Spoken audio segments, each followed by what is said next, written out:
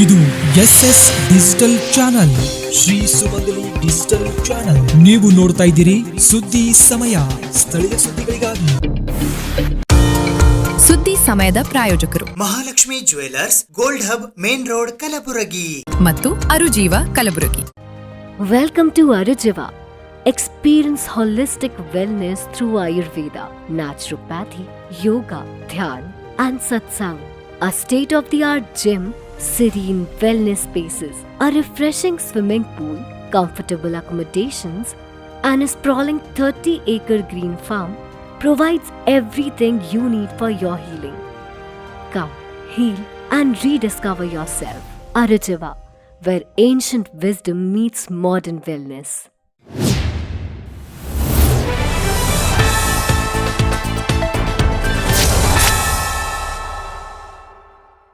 ಸುದ್ದಿ ಸಮಯಕ್ಕೆ ಸ್ವಾಗತ. ನಾನು RJ ಮಂಜು ಹಿರೋಳಿ. ಇತ್ತೀಚೆಗೆ ಕಲಬುರಗಿಯ ಕೇಂದ್ರ ಕಾರಾಗೃಹದಿಂದ 3 ಪರಾರಿಯಾಗಿದ್ದ ಘಟನೆಯ ಹಿನ್ನೆಲೆಯಲ್ಲಿ ಇಂದು ADGP ಅಲೋಕ್ ಕುಮಾರ್ ಅವರು ಕಲಬುರಗಿಯ ಕೇಂದ್ರ ಕಾರಾಗೃಹಕ್ಕೆ ಭೇಟಿ ನೀಡಿ ಅಧಿಕಾರಿಗಳೊಂದಿಗೆ ಚರ್ಚಿಸಿ ಪರಿಶೀಲನೆ ನಡೆಸಿದರು. ಇತ್ತೀಚೆಗೆ ಕಲಬುರಗಿ ಕೇಂದ್ರ ಕಾರಾಗೃಹದಿಂದ 3 ಪರಾರಿಯಾಗಿದ್ದ ಹಿನ್ನೆಲೆಯಲ್ಲಿ ಇಂದು ಕಲಬುರಗಿಯ ಕೇಂದ್ರ ಕಾರಾಗೃಹಕ್ಕೆ ADGP ಅಲೋಕ್ ಕುಮಾರ್ ಭೇಟಿ ನೀಡಿದರು. ಸೆಂಟ್ರಲ್ ಜೈಲಿನಲ್ಲಿ ಅಧಿಕಾರಿಗಳಿಂದ ಮಾಹಿತಿ ಪಡೆದ ADGP ಅಲೋಕ್ ಕುಮಾರ್ ಅವರು ಒಳಗಡೆ ತೆರಳುವ ಮುನ್ನ ಗೌರವ ವಂದನೆ ಸ್ವೀಕರಿಸಿದರು. ಕಾರಾಗೃಹ ಇಲಾಖೆಯ ADGP ಆಗಿರುವ ಅಲೋಕ್ ಕುಮಾರ್ ಅವರು ಜೈಲಿನ ಆಡಳಿತ ಮತ್ತು ಭದ್ರತೆಯ ಕುರಿತು ತಪಾಸಣೆ ನಡೆಸಿದರು. ಈಗಾಗಲೇ ಬೀದರ್ ಜಿಲ್ಲಾ ಪೊಲೀಸರು 2 ಕೈದಿಗಳನ್ನು ಬಂಧಿಸಿದ್ದಾರೆ. ಹೌದು, ನಾವು 2ನೇ ಸರ್ತಿ ನಾನು ಬಂದಿದ್ದೇನೆ ಕಲಬುರಗಿಗೆ. ನಾನು DG ಪ್ರಿಸನ್ ಚಾರ್ಜ್ ತಗೊಂಡಿದ್ದ ನಂತರ ಮತ್ತೆ ಹೋದ ಸರ್ತಿ ಜನವರಿ ತಿಂಗಳ ನಾನು ಬಂದಿದ್ದೆ. ಆ ಸಮಯ ಒಂದು ಕೆಲವು ವಿಡಿಯೋ ವೈರಲ್ ಆಗಿತ್ತು. ಈಗ ಕೂಡ 14ನೇ ತಾರೀಕಿಗೆ ಒಂದು ಘಟನೆ ಇಲ್ಲಿ ಆಗಿತ್ತು. ಅಲ್ಲಿ 3 ಜನ ಪ್ರಿಸನರ್ಸ್ ಏನಿದೆ ಅವರು ಫರಾರಿ ಆಗಿದ್ರು. ಆ 3 ಜನ ಒಳಗಡೆ ಈಗ ಕಲಬುರಗಿ ಪೊಲೀಸ್ ಮತ್ತು ಬೀದರ್ ಪೊಲೀಸ್ ಅವರು ಸೇರಿ ಅವರು ಇಬ್ಬರಿಗೆ ಈಗ ಮರುಬಂಧನೆ ಅವರು ಮಾಡಿದ್ದಾರೆ. ಅದೇ 3ನೇ ಆರೋಪಿ ಮಸ್ತಾನ್ ಎಲಿಯಾಸ್ ಮಾಸಾ, ಒಂದು ಊರಿದೆ ಬಸವ ಕಲ್ಯಾಣ್ ತಾಲೂಕಲ್ಲಿ, ಇಸ್ಲಾಂಪುರ ಹತ್ರ ಅವ್ರದ್ದು ಊರಿದೆ, ರಾಜೇಶ್ವರಿ OP ಇದೆ ಬರದ್ದೆ, ಅಲ್ಲಿದೆ. ಇನ್ನೂ ಒಂದು ಪತ್ತೆ ಇನ್ನೂ ಆಗಿಲ್ಲ. ಆದರೆ ನಮ್ಮ ಅಧಿಕಾರಿಗಳು, ಪೊಲೀಸ್ ಅಧಿಕಾರಿಗಳು ಅದರ ಬಗ್ಗೆ ಅವರು ಪತ್ತೆ ಮಾಡ್ತಾ ಇದ್ದಾರೆ. ಮತ್ತು ಯಾವ ರೀತಿ ಇದು ಆಗಿತ್ತು ನಾನು ಕೂಡ ಒಂದು ಜನರಲ್ ಆಗಿ ಏನು ಇಲ್ಲಿ ವ್ಯವಸ್ಥೆ ನಡೀತಾ ಇದೆ ಅದು ಪ್ಲಸ್ ಈ ಕೇಸು ಕೂಡ ಏನಿದೆ ಅದರ ಬಗ್ಗೆ ಪರಿಶೀಲನೆ ಮಾಡಿದ್ದೇನೆ. ಸೊ ಈ ಕೇಸ್ನಲ್ಲಿ ಯಾರು ಲೋಪದೋಷಗಳು ಇತ್ತು ಅವರ ಮೇಲೆ ಈಗಾಗಲೇ ಕ್ರಮ ಜರುಗಿಸಲಾಗಿದೆ. ಆದರೆ ಇನ್ನೂ ನಾನು ವಿಚಾರಣೆ ಮಾಡಿದ್ದೆ ಅಧಿಕಾರಿಗಳಿಗೆ, ನಮ್ಮ KSISF ಅಧಿಕಾರಿ ಅವರಿಗೆ ಮಾತಾಡಿದ್ದೆ. ಮತ್ತು ಮುಂದೆ ಹೇಗೆ ಸುಧಾರಣೆ ಮಾಡಬೇಕು ಅದರ ಸಲುವಾಗಿ ಕೆಲವು ನಾವು ನಿರ್ದೇಶಗಳು ಅವರಿಗೆ ಈಗ ಕೊಟ್ಟಿದ್ದೀವಿ. ಆ ನಂತರ ಅದರ ಜೊತೆಗೆ ಈಗ ನಾವು ಈ ಕರೆಕ್ಷನಲ್ ಸರ್ವಿಸೇಜ್ ಏನಿದೆ ಅದರ ಬಗ್ಗೆ ಸ್ವಲ್ಪ ಒತ್ತು ನಾವು ಕೊಡಬೇಕು ನಮ್ಮ ಎಲ್ಲ ಪ್ರಿಸನ್ಸ್ನಲ್ಲಿ, ಕರ್ನಾಟಕ ಪ್ರಿಸನ್ಸ್ನಲ್ಲಿ. ಸೊ ಆ ನಿಟ್ಟಿನಲ್ಲಿ ಕೂಡ ಅವರಿಗೆ ಕೆಲವು ನಿರ್ದೇಶಗಳು ನಾವು ಕೊಟ್ಟಿದ್ದೀವಿ. ಯಾಕೆಂದರೆ ನಾವು ಬಹಳ ಕಡೆ ಹೋಗಿ ಪ್ರಿಸನ್ ನಾನು ವಿಸಿಟ್ ಮಾಡಿದ್ದೇನೆ. ಅಲ್ಲೇ ನಾವು ಹೋಲಿಸಿದರೆ ನಾವು ಕರ್ನಾಟಕದ ಪ್ರಿಸನ್ಗಳು ಸ್ವಲ್ಪ ಕರೆಕ್ಷನಲ್ ವ್ಯವಸ್ಥೆ ಏನಿದೆ ಅದು ಸ್ವಲ್ಪ ಅಲ್ಲಿ ಕೊರತೆ ಇದೆ. ಸೊ ಅದು ಕೂಡ ನಾವು ಈಗ ಹೇಳಿದ್ದೀವಿ. ಮತ್ತು ನಾವು ಸೆಕ್ಯೂರಿಟಿ ಹೆಚ್ಚಿಸಲಿಕ್ಕೆ ಅದು ಕೆಲವು ನಿರ್ದೇಶ ಕೊಟ್ಟಿದ್ದೀವಿ. ಸೊ ಇದು ಮಾಡಿಕೊಂಡು ನಾವು ಇದು ಬಂದಿದ್ದೀವಿ. ಈ ರೀತಿ ಘಟನೆ ಆಗಬಾರ್ದು ಮತ್ತು ಆಗಬಾರ್ದಾಗಿತ್ತು. ಆದರೆ ಯಾರು ಈಗ ಇದು ಆಗಿದೆ. ಸೊ ನಾವು ಅದಕ್ಕೆ ಈಗ ಪನಿಷ್ಮೆಂಟ್ ನಾವು ಅವ್ರದ್ದು ಒಂದು ಸಸ್ಪೆನ್ಷನ್ಲಿ 8 ಜನ ಇದ್ದಾರೆ. ಮತ್ತು ಇನ್ನೊಬ್ಬರು ನಾವು ನೈಟ್ ರೌಂಡ್ ಆಫೀಸರ್ ಬಗ್ಗೆ ವಿಚಾರಣೆ ಮಾಡಿದ್ದೆ, ಅವರಿಗೆ ಕೂಡ ನಾವೀಗ ಅದು ಸರಿಯಾಗಿ ಮಾಡಿಲ್ಲ. ಸೊ ಯಾವ್ಯಾವ ಕ್ರಮ ತಗೊಳ್ಬೇಕು ಅದು ನಾವು ತಗೊಳ್ತೀವಿ. ಆದರೆ ಒಂದು ವ್ಯವಸ್ಥೆ ಅದು ಇನ್ನೂ ಸರಿಪಡಿಸಬೇಕು. ಸರ್ವಜ್ಞ ಮತ್ತು ಜಸ್ಟಿಸ್ ಶಿವರಾಜ್ ಪಾಟೀಲ್ ಪದವಿ ಪೂರ್ವ ವಿಜ್ಞಾನ ಮಹಾವಿದ್ಯಾಲಯ ಕಲಬುರಗಿಯ ವತಿಯಿಂದ ವಿದ್ಯಾರ್ಥಿಗಳ ವ್ಯಕ್ತಿತ್ವ ವಿಕಸನಕ್ಕಾಗಿ 9 ದಿನಗಳ ಕಾಲ ಹಮ್ಮಿಕೊಳ್ಳಲಾಗಿದ್ದ ವಿಶೇಷ ಉಪನ್ಯಾಸ ಕಾರ್ಯಕ್ರಮದ ಸಮಾರೋಪ ಸಮಾರಂಭ ಹಾಗೂ ಪ್ರಥಮ PUC ವಿದ್ಯಾರ್ಥಿಗಳಿಗಾಗಿ ಸ್ವಾಗತ ಸಮಾರಂಭ ಹಮ್ಮಿಕೊಳ್ಳಲಾಗಿತ್ತು. ಸರ್ವಜ್ಞ ಮತ್ತು ಜಸ್ಟಿಸ್ ಶಿವರಾಜ್ ಪಾಟೀಲ್ ಪದವಿ ಪೂರ್ವ ವಿಜ್ಞಾನ ಮಹಾವಿದ್ಯಾಲಯ ಕಲಬುರಗಿಯ ವತಿಯಿಂದ ನಾಡೋಜ ಪೂಜ್ಯ ನ್ಯಾಯಮೂರ್ತಿ ಡಾಕ್ಟರ್ ಶಿವರಾಜ್ ವಿ ಪಾಟೀಲರು ರಚಿಸಿದ ಮುಂಜಾವಿಗೊಂದು ನುಡಿಕಿರಣಗಳ ದರ್ಶನ ಯುವ ವಿದ್ಯಾರ್ಥಿಗಳ ವ್ಯಕ್ತಿತ್ವ ವಿಕಸನಕ್ಕಾಗಿ 9 ದಿನಗಳ ವಿಶೇಷ ಉಪನ್ಯಾಸದ ಸಮಾರೋಪ ಸಮಾರಂಭ ಮತ್ತು ಪ್ರಥಮ PU ವಿದ್ಯಾರ್ಥಿಗಳಿಗೆ ಸ್ವಾಗತ ಸಮಾರಂಭವು ಶುಕ್ರವಾರ ದಿನಾಂಕ 31 ಜುಲೈ 2026 ಬೆಳಗ್ಗೆ 9 ಗಂಟೆಗೆ ಕಲಬುರಗಿ ನಗರದ ಡಾಕ್ಟರ್ ಡಾಕ್ಟರ್ ಎಸ್.ಎಂ. ಪಂಡಿತ್ ರಂಗಮಂದಿರದಲ್ಲಿ ಜರುಗಿತು.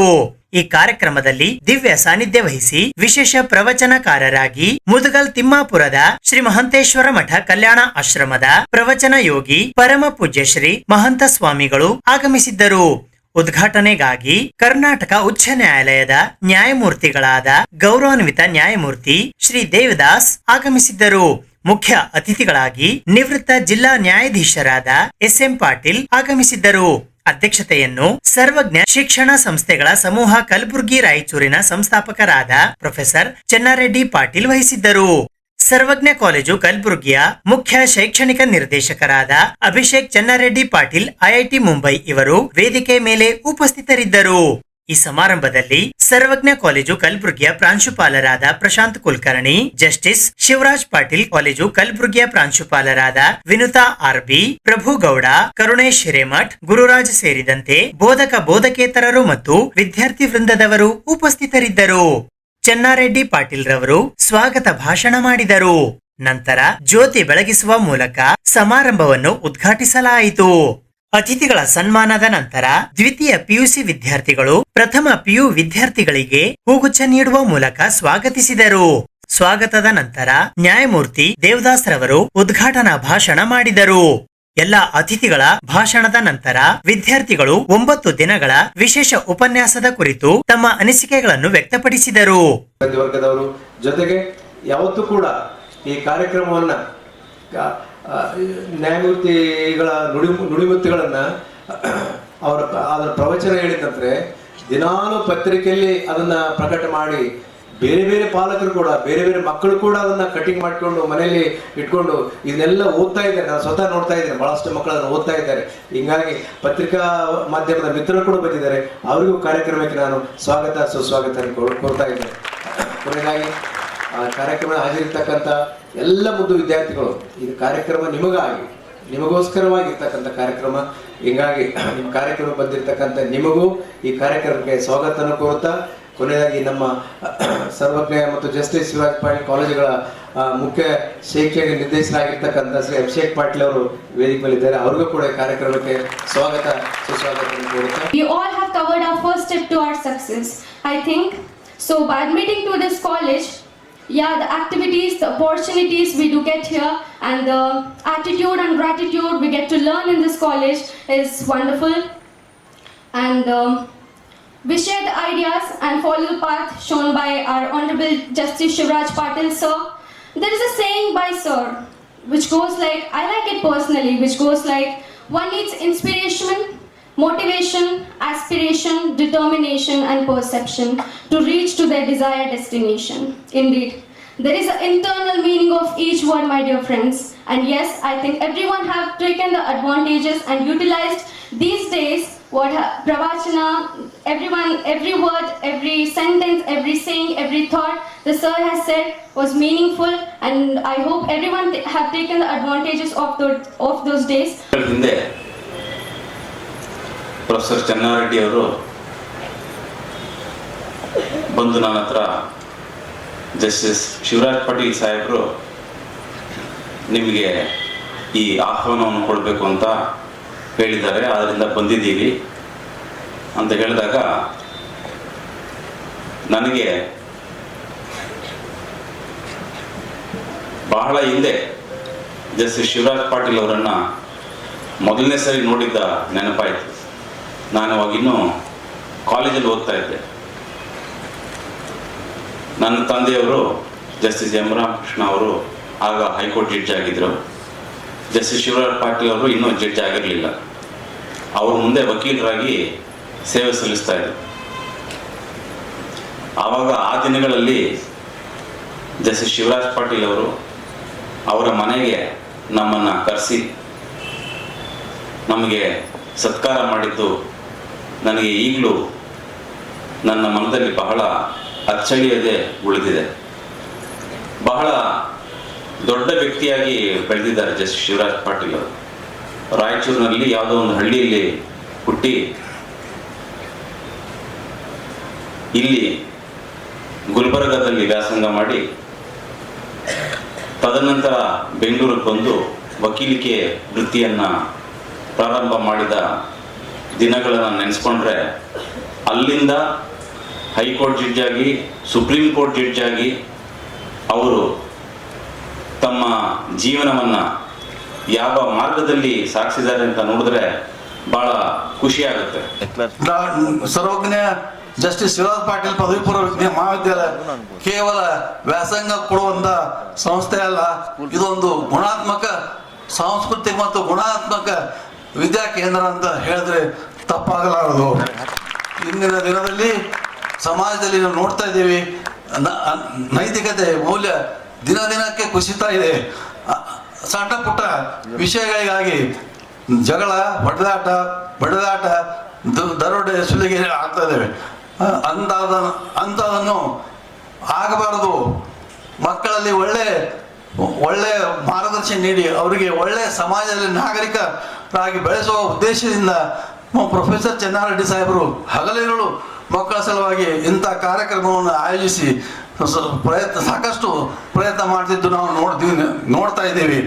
ಇದು ಕೇವಲ ಡಿಗ್ರಿ ಕೊಡುವಂಥ ಕಾಲೇಜಲ್ಲ, ಇಲ್ಲಿ ನೈತಿಕತೆ ಮತ್ತು ಮೌಲ್ಯಗಳನ್ನು ವಿದ್ಯಾರ್ಥಿಗಳು ತಮ್ಮ ಜೀವನದಲ್ಲಿ ಅಳವಡಿಸಿಕೊಂಡು ಒಳ್ಳೆಯ ನಾಗರಿಕರಾಗಿ ಬೆಳೆಯಬೇಕು ಅಂತ ಇಲ್ಲಿ ಉದ್ದೇಶದಿಂದ ಇಂಥ ಕಾರ್ಯಕ್ರಮಗಳನ್ನು ಹಮ್ಮಿಕೊಳ್ತಾ ಇದ್ದಾರೆ. ನ್ಯಾಯಮೂರ್ತಿ ಡಾಕ್ಟರ್ ಶಿವರಾಜ್ ವಿ ಪಾಟೀಲ್ ರವರ ಉಪನ್ಯಾಸ ಈಗ ಪ್ರಾರಂಭವಾಗಿ 9 ದಿನಗಳಾಯಿತು. ಈ 9 ದಿನಗಳು ನಮಗೆ ಹೇಗೆ ಕಳೆದು ಅಂತಾನೆ ಗೊತ್ತಾಗಿಲ್ಲ. ಯಾಕಂತಂದ್ರೆ ಪೂಜಾರು ನುಡಿಮುತ್ತುಗಳನ್ನ ಹೇಳ್ತಿದ್ರು. 9 ದಿನಗಳು ನಮಗೆ 9 ದಿನಗಳು ಕೇಳ್ಬೇಕಂದ್ರೆ ನಮಗ್ ಬಾಳ ಆಗ್ತೈತಿ ಅಂತಂತಿದ್ವಿ. ಆದ್ರೆ 9 ದಿನಗಳು ನಮಗ್ ಬರೀ 9 ಕ್ಷಣವಾಗಿ ನಮಗ ಇಷ್ಟು ಜಲ್ದಿ ಕಳೆದು ಹೋದ್ವಲ್ಲ ಅಂತೇಳಿ ಬಹಳ ಈ ಮಾತು ಹೇಳಕ್ ಇಷ್ಟಪಡ್ತೀನಿ. ಯಾಕಂದ್ರ ಮೊದಲೇ ದಿನ ಹೇಳ್ತಾರ ಪೂಜಾರು ಏನಂದ್ರ, ಮೂರ್ತಿ ಚಿಕ್ಕದಾದರೂ ಕೀರ್ತಿ ದೊಡ್ಡದು ಅಂತ.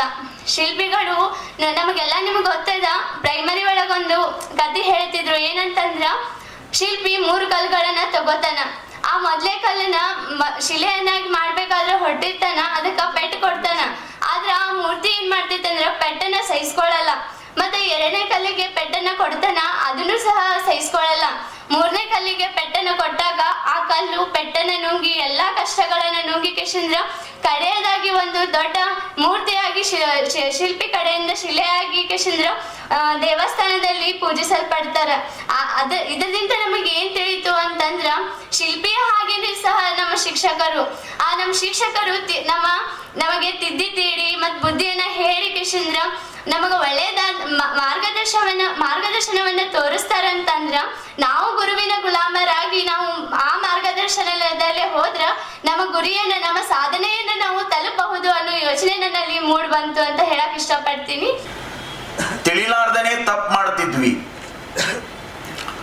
ಬಹುಶಃ ನೀರಿನ ಮಹತ್ವ ಏನು ಅನ್ನೋದು ಗೊತ್ತಾದ ಮೇಲೆ ನಾವೀಗ ನೀರನ್ನ ಮಿತವಾಗಿ ಬಳಸ್ತೇವೆ. ಅದರ ಜೊತೆಗೆ ನಾವು ಬಳಸಲಿಕ್ಕೆ ಆನ್ ಮಾಡಿರುವಂತ ಚಾವಿಯನ್ನು ಕೂಡ ಸರಿಯಾಗಿ ಅದನ್ನ ತಿರುವಿ ಬಂದ್ ಮಾಡ್ತೇವೆ. ಇದೇ ಬದಲಾವಣೆ, ಇದೇ ಪರಿವರ್ತನೆ.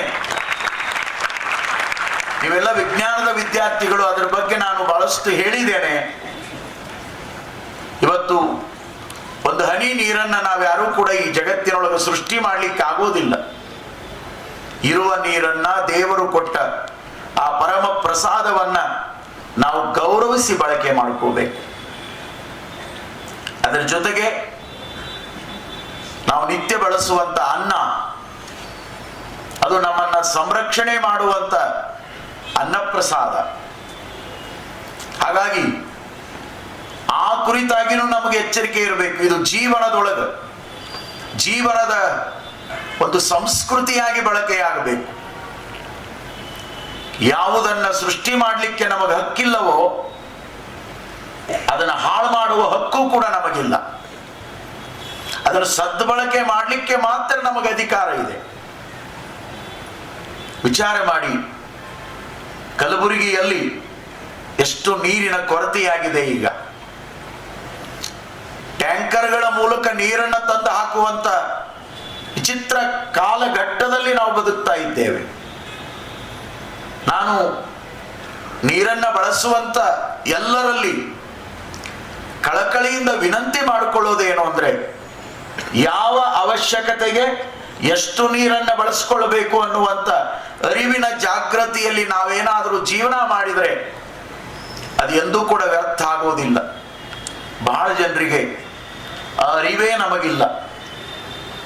ಬಹುಶಃ ಒಂದು ಕಾಲ, ಇಂಥ ಕಾಲ ಬರ್ತದೆ, 1 ಕೋಟಿ ರೂಪಾಯಿ ಕೊಡ್ತೇನೆ ಒಂದು ಗ್ಲಾಸ್ ನೀರು ಕೊಡು ಅನ್ನುವಂಥ ಕಾಲ ಬರ್ತದೆ. 1 ಕೋಟಿ ರೂಪಾಯಿಗೆ ಒಂದು ಗ್ಲಾಸ್ ನೀರು.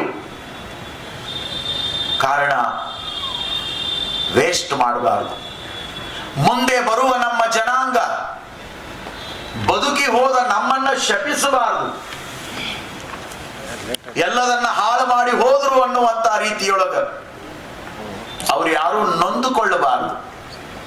ಅಷ್ಟು ಪ್ರಾಮಾಣಿಕತನದಿಂದ ಇವತ್ತು ನೀರಿರ್ಲಿ, ಅನ್ನ ಇರ್ಲಿ, ಕರೆಂಟ್ ಇರ್ಲಿ, ಮತ್ತೊಂದಿರ್ಲಿ, ಏನನ್ನೇ ನಾವು ಬಳಕೆ ಮಾಡುವಾಗ ಅದರ ಅವಶ್ಯಕತೆ ಏನು, ಅದರ ಉದ್ದೇಶ ಏನು, ಅದು ಎಷ್ಟಾಗಿ ಇರಬೇಕು, ಅದು ಯಾವುದಕ್ಕಾಗಿ ಬಳಕೆ ಆಗಬೇಕು, ಯಾವುದನ್ನ ನಾವು ಜಾಗೃತಿಯಿಂದ ಬಳಸ್ಕೊಳ್ಬೇಕು ಅನ್ನುವಂತ ಒಂದು ಕಾಮನ್ ಸೆನ್ಸ್, ಸಾಮಾನ್ಯ ತಿಳುವಳಿಕೆ ಮನುಷ್ಯನ ಬದುಕಿನೊಳಗೆ ಬಂತು ಅಂದ್ರೆ ಆ ವ್ಯಕ್ತಿ ನಿಜವಾಗ್ಲೂ ಕೂಡ ಬಹಳ ಎತ್ತರದ ಬದುಕನ್ನು ಕಳೀತಾನೆ. ಸುದ್ದಿ ಇನ್ನೂ ಇವೆ, ಸದ್ಯಕ್ಕೆ ಬ್ರೇಕ್.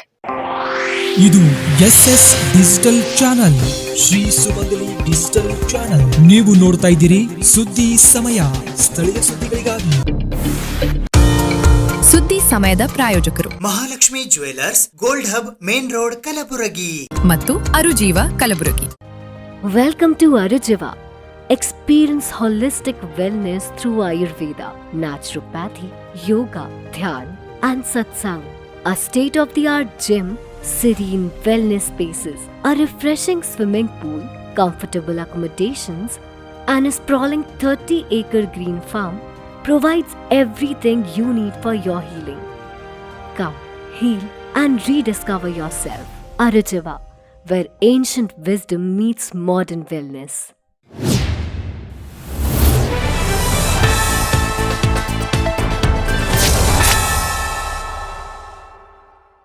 ಇಂದಿರಾನಗರ ಗೆಳೆಯರ ಬಳಗದ ವತಿಯಿಂದ ಇಂದು ಕಲಬುರಗಿ ನಗರದ ಹೈಕೋರ್ಟ್ ಎದುರುಗಡೆ ಇರುವ ನಿರಾಶ್ರಿತರ ಕೇಂದ್ರದಲ್ಲಿ ಉದಯ್ ಕುಮಾರ್ ದೊಡ್ಮನಿ ಅವರ 32ನೇ ವರ್ಷದ ಹುಟ್ಟುಹಬ್ಬವನ್ನು ಆಚರಿಸಲಾಯಿತು. ಇಂದಿರಾನಗರ ಗೆಳೆಯರ ಬಳಗದ ವತಿಯಿಂದ ಇಂದು ಕಲಬುರಗಿ ನಗರದ ಹೈಕೋರ್ಟ್ ಎದುರುಗಡೆ ಇರುವ ಕರ್ನಾಟಕ ಸರ್ಕಾರದ ಸಮಾಜ ಕಲ್ಯಾಣ ಇಲಾಖೆಯ ಸ್ಥಳೀಯ ನಿರಾಶ್ರಿತರ ಪರಿಹಾರ ಕೇಂದ್ರ ಕಲಬುರಗಿಯಲ್ಲಿ ಉದಯ್ ಕುಮಾರ್ ದೊಡ್ಮನಿ ಇವರ 32ನೇ ವರ್ಷದ ಹುಟ್ಟುಹಬ್ಬವನ್ನು ಆಚರಿಸಲಾಯಿತು. ಮೊದಲಿಗೆ ಗೆಳೆಯರ ಬಳಗದ ವತಿಯಿಂದ ಉದಯ್ ಕುಮಾರ್ ಅವರಿಗೆ ಶಾಲು ಹೊದಿಸಿ, ಪೇಠ ತೊಡಿಸಿ, ಸನ್ಮಾನಿಸಿ ಗೌರವಿಸಲಾಯಿತು. ನಂತರ ಕೇಕ್ ಕತ್ತರಿಸುವ ಮೂಲಕ ಒಬ್ಬರಿಗೊಬ್ಬರು ಸಿಹಿ ತಿನ್ನಿಸುವ ಮೂಲಕ ಹುಟ್ಟುಹಬ್ಬವನ್ನು ಆಚರಿಸಲಾಯಿತು. ಇದಾದ ನಂತರ ನಿರಾಶ್ರಿತ ಕೇಂದ್ರದ ನಿರಾಶ್ರಿತರಿಗೆ ಹಣ್ಣು ಹಂಪಲುಗಳನ್ನು ವಿತರಿಸಲಾಯಿತು. ವಿತರಣೆಯ ನಂತರ ಗೆಳೆಯರ ಬಳಗದವರು ಸುದ್ದಿ ಸಮಯದೊಂದಿಗೆ ಮಾತನಾಡುತ್ತಾ ಉದಯ್ ಕುಮಾರ್ ದೊಡ್ಮನಿ ಅವರಿಗೆ ಆಯುಷ್ಯ ಆರೋಗ್ಯ ಲಭಿಸಿ 100 ಕಾಲ ಸುಖವಾಗಿ ಬಾಳಲಿ ಎಂದು ಶುಭ ಹಾರೈಸಿದರು.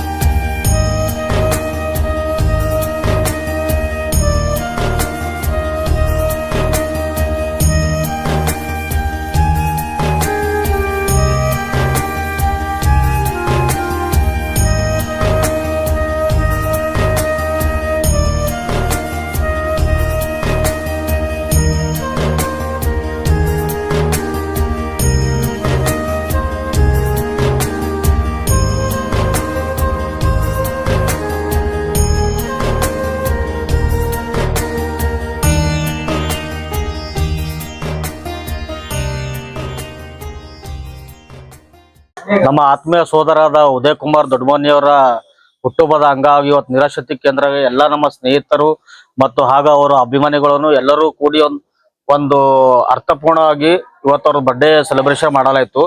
ಇವತ್ತು ಹಣ್ಣು ಹಂಪಲು ಎಲ್ಲ ವಿತರಿಸಲಾಯಿತು. ಅದೇ ರೀತಿ ಮುಂದೆ ಬರುವಂತ ದಿನಗಳಲ್ಲಿ ಉದಯ್ ಕುಮಾರ್ ದೊಡ್ಡಮನಿ ಒಂದು ಒಳ್ಳೆಯ ರೀತಿಯಂತ ಸೇವೆ ಮಾಡ್ಲಿ, ಹಾಗೆ ಮುಂದೆ ಬೆಳೀಲಂತ ನಮ್ದು ಒಂದು ಹಾರೈಸ್ತೇವೆ. ಇವತ್ತಿನ ದಿವಸ ನಮ್ಮ ಉದಯ್ ಕುಮಾರ್ ದೊಡ್ಡಮನಿ ಅವರ ಜನ್ಮದಿನದ ಪ್ರಯುಕ್ತವಾಗಿ ಕೇಂದ್ರದಲ್ಲಿ ಹುಟ್ಟುಹಬ್ಬವನ್ನು ಅರ್ಥಪೂರ್ಣವಾಗಿ ಆಚರಿಸುತ್ತೇವೆ.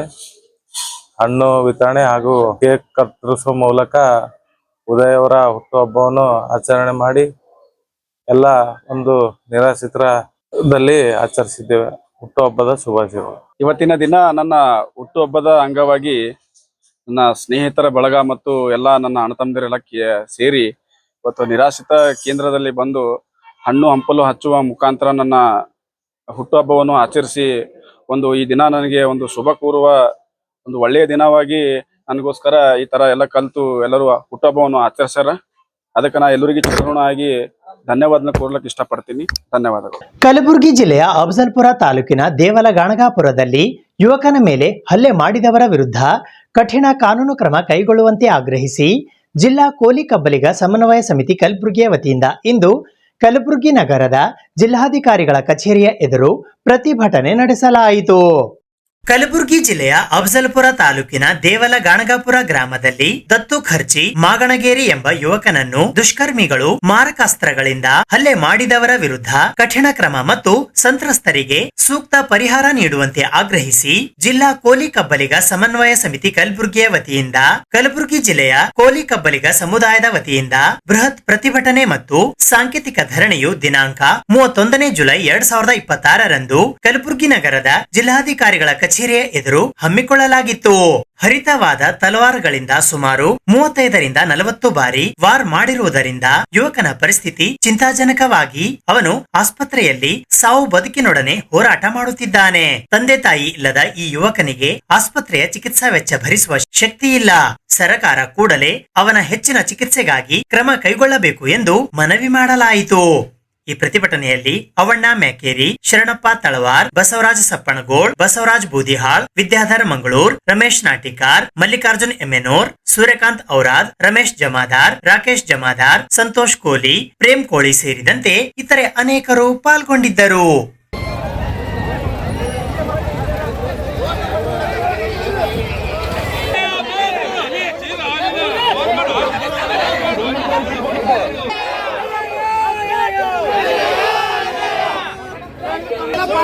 ದತ್ತು ಖರ್ಚಿಯವರ ಚಿಕಿತ್ಸಾ ವೆಚ್ಚವನ್ನು ಸರ್ಕಾರ ಭರಿಸಲೇಬೇಕು.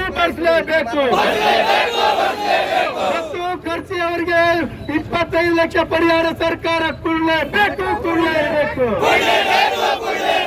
ದತ್ತು ಖರ್ಚಿಯವರ ದವಾಖಾನೆಗೆ ಅಡ್ಮಿಟ್ ಆದ್ರೂ ಕೂಡ ಏನು ಒಬ್ಬರು ಗಟ್ಟಿಯಾಗದಿರುವಂತ ಜಿಲ್ಲಾ ಆಡಳಿತಕ್ಕೆ ಹೇಳಿದ್ದಾರೆ.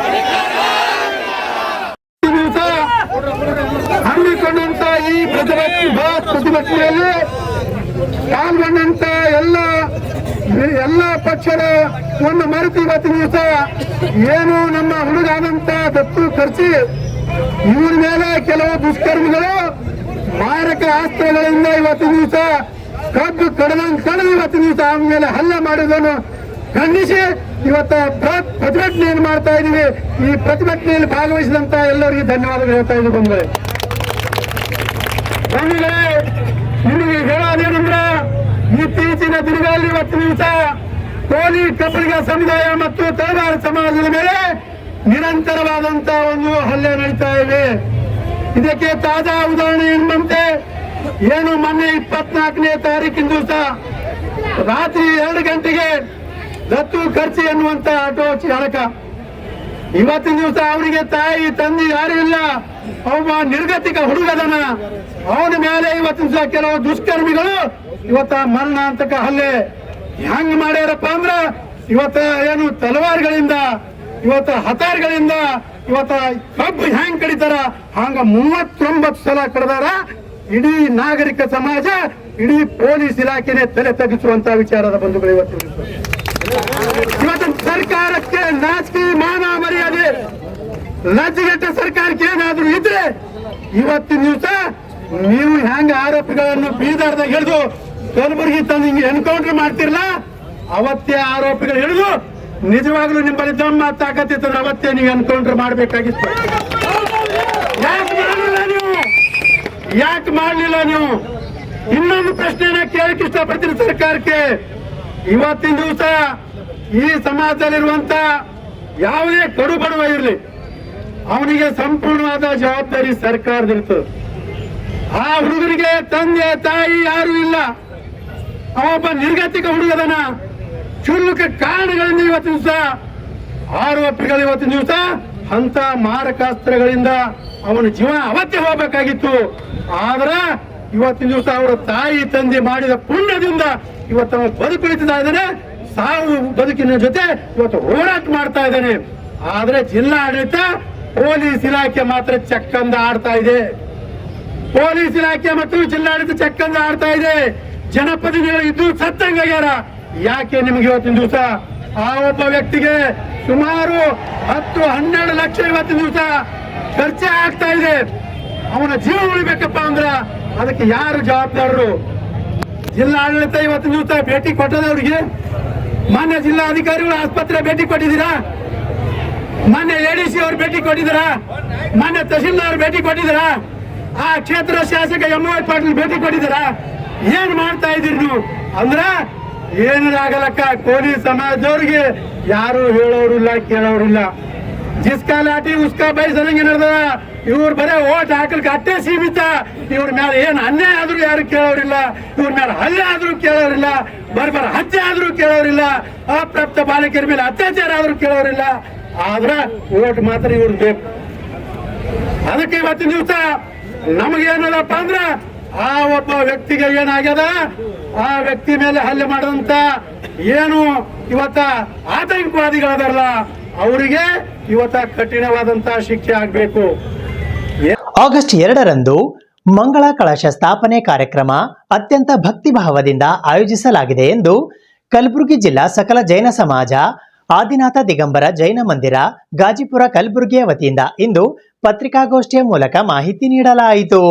ಜ್ಞಾನ ದಿವಾಕರ ಆಚಾರ್ಯ ಶ್ರೀ 108 ಆರ್ಷಕೀರ್ತಿ ಮುನಿ ಮಹಾರಾಜರ ಹಾಗೂ ಕ್ಷುಲಕ ಶ್ರೀ 105 ಸುಪ್ರಭಾ ಸಾಗರ ಮಹಾರಾಜರ ಮತ್ತು ಸಂಘ ಚಾತುರ್ಮಾಸ ನಿಮಿತ್ತ ಶ್ರೀ 1008 ಆದಿನಾಥ ದಿಗಂಬರ ಜೈನ ಮಂದಿರ ಗಾಜಿಪುರ್ನಲ್ಲಿ ದಿನಾಂಕ 19 ಜುಲೈ 2026 ರವಿವಾರದಂದು ವಿಶ್ವ ಶಾಂತಿಗಾಗಿ ಭಾರತದ ಸಮೃದ್ಧಿಗಾಗಿ ನಮ್ಮ ಪುಣ್ಯ ಪವಿತ್ರ ಪಾವನ ಭೂಮಿ ಕಲಬುರಗಿ ನಗರಕ್ಕೆ ಬಂದಿದ್ದಾರೆ. ರವಿವಾರ ದಿನಾಂಕ 2 ಆಗಸ್ಟ್ 2026 ಮಂಗಳ ಕಳಶ ಸ್ಥಾಪನೆ ಕಾರ್ಯಕ್ರಮವನ್ನು ಅತ್ಯಂತ ಭಕ್ತಿಭಾವದಿಂದ ಆಯೋಜಿಸಲಾಗಿದೆ.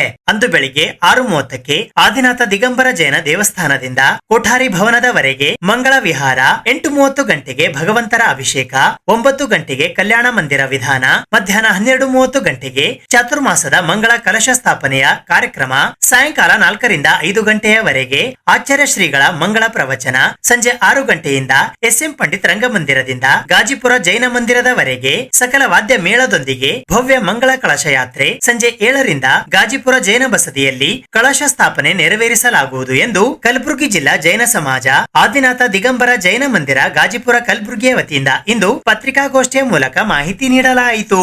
ಜೈನ ಸಮಾಜ ಬಾಂಧವರು ಈ ಕಾರ್ಯಕ್ರಮದ ಸದುಪಯೋಗ ಪಡೆದುಕೊಳ್ಳಲು ಕಾರ್ಯಕ್ರಮಕ್ಕೆ ತಪ್ಪದೆ ಆಗಮಿಸಿ ಪುನೀತರಾಗಬೇಕು ಎಂದು ಮನವಿ ಮಾಡಲಾಯಿತು. ಈ ಸಂದರ್ಭದಲ್ಲಿ ಚಂದ್ರಮೋಹನ್ ಶಹಾ, ಪ್ರಕಾಶ್ ಜೈನ್, ಅಂಕುಶ್ ಶಹಾ, ನಾಗಣ್ಣ ಚಿಂದೆ, ರಮೇಶ್ ಗಡಗಡೆ, ದೀಪಕ್ ಪಂಡಿತ್, ವಜ್ರಕುಮಾರ್ ಮೆಹ್ತಾ, ರತನ್ ಚಂದ್ ಖಪ್ಪಣಕರ್, ವಜ್ರಕುಮಾರ್ ಪಾಟೀಲ್, ರಾಹುಲ್ ಕುಂಬಾರೆ, ರಾಹುಲ್ ಶಹಾ, ರಾಜು ಕುರುಕೋಟಿ ಸೇರಿದಂತೆ ಕಲಬುರಗಿ ಜಿಲ್ಲಾ ಜೈನ ಸಮಾಜ ತ್ಯಾಗಿ ಸೇವಾ ಸಮಿತಿ ಕಲಬುರಗಿಯ ಕಾರ್ಯದರ್ಶಿಗಳು BK ಪಾಟೀಲ್, ಪ್ರಕಾಶ್ ಜೈನ್, ರಾಹುಲ್ ಶಹಾ ಸೇರಿದಂತೆ ಇತರರು ಉಪಸ್ಥಿತರಿದ್ದರು. ಬರುವ ಆಗಸ್ಟ್ 2ರಂದು ನಮ್ಮ ಗುಲ್ಬರ್ಗ ನಗರಕ್ಕೆ ಆಗಮಿಸಿದ ಚಾತುರ್ಮಾಸ ನಿಮಿತ್ತ ಆಗಮಿಸಿದ ಮಹಾರಾಜರು ಅವರ ವತಿಯಿಂದ ಒಂದು ಕಳಶ ಸ್ಥಾಪನೆ ಮಾಡಲಾಗುತ್ತೆ ಇಲ್ಲಿ ನಮ್ಮದು ಕೋಠಾರಿ ಭವನದಲ್ಲಿ. ಆ ದಿವಸಿನ ಕಾರ್ಯಕ್ರಮ ವಿವರ ತಮಗೆಲ್ಲ ಇದರಲ್ಲಿ ಬರೆದಿದೆ. ಬೆಳಗ್ಗೆ 6:30ಕ್ಕೆ ಇಲ್ಲಿಂದ ಮಹಾರಾಜರು ಅಲ್ಲಿ ಕಳಶ ಸ್ಥಾಪನೆ ಕಾರ್ಯಕ್ರಮ ಸ್ಥಳಕ್ಕೆ ಬರ್ತಾರೆ. ಅಲ್ಲಿಂದ ಅಭಿಷೇಕ ಪೂಜೆ ಎಲ್ಲ ಇರುತ್ತೆ. 12 ಗಂಟೆಗೆ ಚಾತುರ್ಮಾಸ ಕಳಸದ ಸ್ಥಾಪನೆ ಆಗುತ್ತೆ. ಈ ಚಾತುರ್ಮಾಸ ಕಳಸ ಅಂದರೆ ಅಲ್ಲಿ 108 ಕಳಸ ಬೇರೆ ಇರ್ತವೆ, ಆಮೇಲೆ 11 ಕಳಸ ಬೇರೆ ಇರ್ತವೆ, ಆಮೇಲೆ 2 ಕಳಶ 1 ಕಳಶ ಒಟ್ಟು ಟೋಟಲಿ ಈ ಥರ 16 ಕಳಶ ಇರ್ತವೆ ಬೇರೆ ಬೇರೆ ಪ್ರಕಾರ. ಈ 16 ಕಳಶನ ನಾವು ಯಾರ್ಯಾರು ಅವರ ಶಕ್ತಿಗನುಸಾರವಾಗಿ ತಗೋತಾರಲ್ಲ ಅವರಿಗೆಲ್ಲ ನಾವು ಅದು ಕಳಶ ಆದಿನ ದಿವಸ ಅವ್ರ ಕೈಯಲ್ಲಿ ಕೊಟ್ಟು 6 ಗಂಟೆಗೆ ಪಂಡಿತ್ ರಂಗಮಂದಿರದಿಂದ 16 ರಥದಲ್ಲಿ ಅವರೆಲ್ಲ ಯಾರ್ಯಾರು ಕಳಶ ತೊಗೊಂಡಿರ್ತಾರೆ ಅವರೆಲ್ಲರ ರಥದಲ್ಲಿ ಕುಳಿಸಿ ಪರಿವಾರ ಸಮೇತ ಅತಿ ವಿಜೃಂಭಣೆಯಿಂದ ಮೆರವಣಿಗೆ ಮಾಡ್ಕೊಳ್ತಾ ನಾವು ಮಂದಿರಕ್ಕೆ ಬರ್ತೀವಿ. ಇದು ಗಾಜಿಪುರ ಮಂದಿರ ಬರ್ತೀವಿ. ಈ ನಮ್ಮ ಮಹಾರಾಜರ ವಿವರಣೆಗಳು ಕೂಡ ಕೊಟ್ಟು ನಾವು ಇವರ ಹೆಸರು ಹರ್ಷಕೀರ್ತಿ ಅಂತ ಮಹಾರಾಜರ ಹೆಸರು. ಇದು ಚಾತುರ್ಮಾಸದ ಅರ್ಥ ಏನಂದರೆ ಈ 4 ತಿಂಗಳಲ್ಲಿ ಜೀವೋತ್ಪಾದನೆ ಆಗುತ್ತವೆ. ಈ 4 ತಿಂಗಳಲ್ಲಿ ಈ ಟೈಮ್ನಲ್ಲಿ ನಡೆಯೋದ್ರಿಂದ ಅವರ ಜೀವಗಳ ಹಾನಿಯಾಗುತ್ತೆ, ಅವರ ಸಂತತಿ ನಾಶ ಆಗುತ್ತೆ ಅನ್ನೋ ಉದ್ದೇಶದಿಂದ 4 ತಿಂಗಳು ನಮ್ಮ ಮಹಾರಾಜರು ವಿಹಾರ ಮಾಡಲ್ಲ. ನಮ್ಮ ಮಹಾರಾಜರು ದಿಗಂಬರು, ಎಲ್ಲೇ ಹೋದರೂ ಕಾಲು ನಡಿಗೆಂದ್ರೆ ಮಾತ್ರ ಹೋಗ್ತಾರೆ. ಅದು ಬಿಟ್ಟು ಯಾವುದೇ ಥರ ಪ್ರಕಾರದ ವಾಹನವನ್ನು ಉಪಯೋಗಿಸೋದಿಲ್ಲ. ಮೈ ಮೇಲೆ ಬಟ್ಟೆನೂ ಇರೋದಿಲ್ಲ, ಕೆಳಗೆ ಹಾಸಿಗೆ ಚಾದರು ಯಾವುದೂ ಯೂಸ್ ಮಾಡಲ್ಲ. ದಿನಕ್ಕೆ 1 ಸಲ ಬೆಳಗ್ಗೆ 10ರಿಂದ 11 ಗಂಟೆವರೆಗೆ ಅವರು ಒಂದೇ ಒಂದು ಸಲ ಕೈಯಲ್ಲಿ ಈ ಥರ ಆಹಾರ ತೊಗೊಳ್ತಾರೆ. ತಾಟ ಇಲ್ಲ, ಚಮಚ ಇಲ್ಲ, ಕೈಯಲ್ಲೇ ಹಿಂಗೆ ಆಹಾರ ತೊಗೊಳ್ತಾರೆ. ಊಟ ಮಧ್ಯೆ ಏನಾದರೂ ಒಂದು ಕೂದಲು ಬಂತು ಏನಾದರೂ ಆಯಿತು ಅಂದರೆ ಆಹಾರ ಬಿಟ್ಟುಬಿಡ್ತಾರೆ. ಅಲ್ಲಿಂದಲ್ಲೇ ಹಳ್ಳ ಬಂತು ಅಂದರೆ ಆಹಾರ ಬಿಟ್ಟುಬಿಡ್ತಾರೆ. ಅದಾದಾಗ ಮತ್ತು 24 ಗಂಟೆ ಒಂದು ಹನಿ ನೀರು ಕುಡಿಯೋದಿಲ್ಲ. 24 ಅವರ್ಸ್ ಟೋಟಲಿ ಫಾಸ್ಟಿಂಗ್. ಅದು ಬಿಟ್ಟು ತಿಂಗಳಲ್ಲಿ 2 ಸಲ ಕಂಪಲ್ಸರಿ 2 ಸಲ ಉಪವಾಸ ಮಾಡ್ತಾರೆ. ಅಂದರೆ 48 ಅವರ್ಸ್ವರೆಗೆ ಒಂದು ಹನಿ ನೀರು ಕುಡಿಯೋದಿಲ್ಲ. ಮತ್ತು 4 ತಿಂಗಳಿಗೊಮ್ಮೆ ಕೇಸಲೋಚನೆ ಮಾಡ್ಕೊಳ್ತಾರೆ. ನಮ್ಮ ಸಮಾಜ ಎದುರುಗಡೆ ಕೇಸಲೋಚನೆ ಅಂದರೆ ಕೈಯಿಂದ ಕೂದಲು ಕಿತ್ಕೊಳ್ಳೋದು, ಮುಖ ದಾಡಿ ಗಿಡಿ ಎಲ್ಲ ಕೈಯಿಂದ ಕಿತ್ತುತ್ತಾರೆ. ಕೇಸಲೋಚನೆ ಮಾಡ್ಕೊಳ್ತಾರೆ 4 ತಿಂಗಳು. ಆ ದಿವಸ ಸಂಪೂರ್ಣ ಉಪವಾಸ ಇರ್ತೇವೆ. ಅಂದರೆ 48 ಅವರ್ಸ್ವರೆಗೆ ಏನೂ ಮಾಡಲ್ಲ. ಮತ್ತು ಯಾವುದೇ ಆಹಾರ ತಗೋ ಸಂದರ್ಭದಲ್ಲಿ ಯಾವುದೇ ಏನಾದರೂ ಘಟನೆ ಅಂದರೆ ಅವರಿಗೆ ಕೆಲವೊಂದು ನಿಯಮಗಳಿರ್ತವೆ. ಆ ನಿಯಮದಲ್ಲಿ ಏನಾದ್ರು ತಪ್ಪಾಯಿತು ಅಂದರೆ ಆ ದಿವಸ ಆಹಾರ ಬಿಟ್ಬಿಡ್ತಾರೆ. ಅವರು ಆಹಾರ ಸೇವನೆ ಮಾಡೋದಿಲ್ಲ. ಈ ಥರ ಕಠಿಣ ಪರಿಶ್ರಮ ತಮ್ಮ ದೇಹಕ್ಕೆ ಧೀರವಾಗಿ ತಮ್ಮ ದೇಹಕ್ಕೆ ಅವರು ಒಂದು ಥರ ಹಿಂಸೆ ಕೊಟ್ಟು ಆತ್ಮಶಕ್ತಿನ ಹೆಚ್ಚಿಗೆ ಮಾಡ್ಕೋತಾರೆ. ಈ 4 ತಿಂಗಳು ನಮ್ಮ ಹತ್ರ ಗುರುಗಳು ಬರೋದ್ರಿಂದ ನಮ್ಮ ಸಮಾಜಕ್ಕೆ ಆಗೋ ಉಪಯೋಗ ಏನಂದರೆ ಪ್ರತಿ ದಿವಸ ಈ ಮಹಾರಾಜರ ಒಂದು ಪ್ರವಚನ ಇರ್ತದೆ. ಈ ಪ್ರವಚನದಲ್ಲಿ ಕೇಳ್ತಾ ಕೂತ್ಕೊಂಡ್ರೆ ಟೈಮ್ ಹೇಗೆ ಹೋಗುತ್ತೆ ಗೊತ್ತಾಗೋದಿಲ್ಲ. ಅಷ್ಟೊಂದು ಮನಸ್ಸಿಗೆ ತಟ್ಟಂಗೆ ಹೇಳಂಗೆ ನಮಗೆ ತಿಳಿ ಹೇಳ್ತಾರೆ. ಮತ್ತು ನಾವು ಕೂಡ ಈ 4 ತಿಂಗಳಲ್ಲಿ ಸಾಯಂಕಾಲ 7 ಗಂಟೆ ಒಳಗಾಗಿ ನಾವು ಆಹಾರ ಮಾಡಿಬಿಡ್ತೀವಿ. ಬೆಳಗ್ಗೆ ಒಂದು ಸಲ, ಸಾಯಂಕಾಲ 7 ಗಂಟೆ 7 ಗಂಟೆ ನಂತರ ನಾವು ಯಾರು ಮೋಸ್ಟ್ ಆಫ್ ದಿ ಜೈನ್ಸ್ ಯಾರು ಅವರು ಆಹಾರ ಮಾಡಲ್ಲ, ಊಟ ಮಾಡೋದಿಲ್ಲ. ಇದು ಇವತ್ತಿನ ಸುದ್ದಿ ಸಮಯ. ಸ್ಥಳೀಯ ಸುದ್ದಿಗಳಿಗಾಗಿ ನೋಡ್ತಾ ಇರಿ ಸುದ್ದಿ ಸಮಯ. ನಿಮ್ಮ ನೆಚ್ಚಿನ ಸುದ್ದಿ ಸಮಯವನ್ನು ಡೆನ್ ಸೆಟಾಪ್ ಬಾಕ್ಸ್ನ ಚಾನೆಲ್ ಸಂಖ್ಯೆ 746ರಲ್ಲಿ ಪ್ರತಿದಿನ ರಾತ್ರಿ 9 ಗಂಟೆಗೆ, ಮರುಪ್ರಸಾರ ರಾತ್ರಿ 10 ಗಂಟೆಗೆ ಮತ್ತು ಮರುದಿನ ಬೆಳಿಗ್ಗೆ 8 ಗಂಟೆ ಮತ್ತು 9 ಗಂಟೆಗೆ ವೀಕ್ಷಿಸಬಹುದು. ಇದು SS ಡಿಜಿಟಲ್ ಚಾನಲ್, ಶ್ರೀ ಸುಮಂಗಲಿ ಡಿಜಿಟಲ್ ಚಾನಲ್. ನೀವು ನೋಡ್ತಾ ಇದ್ದೀರಿ ಸುದ್ದಿ ಸಮಯ, ಸ್ಥಳೀಯ ಸುದ್ದಿಗಳಿಗಾಗಿ. ಸುದ್ದಿ ಸಮಯದ ಪ್ರಾಯೋಜಕರು Mahalakshmi jewellers, gold hub, main road, Kalaburagi ಮತ್ತು ಅರುಜೀವ Kalaburagi. Welcome to Arujiva. Experience holistic wellness through Ayurveda, naturopathy, yoga, dhyan, and satsang. A state-of-the-art gym, serene wellness spaces, a refreshing swimming pool, comfortable accommodations, and a sprawling 30-acre green farm provides everything you need for your healing. Come, heal, and rediscover yourself. Arujiva, where ancient wisdom meets modern wellness.